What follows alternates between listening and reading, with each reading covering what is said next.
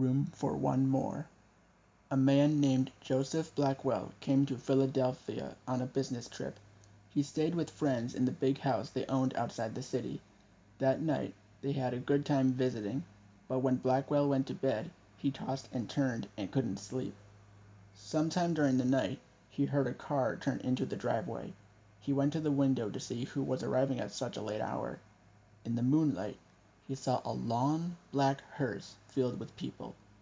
The driver of the hearse looked up at him. When Blackwell saw his queer, hideous face, he shuddered. The driver called to him, "There is room for one more." Then he waited for a minute or two, and he drove off. In the morning, Blackwell told his friends what had happened. "You were dreaming," they said.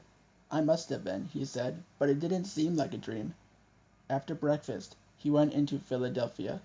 He spent the day high above the city in one of the new office buildings there. Late in the afternoon, he was waiting for an elevator to take him back down to the street.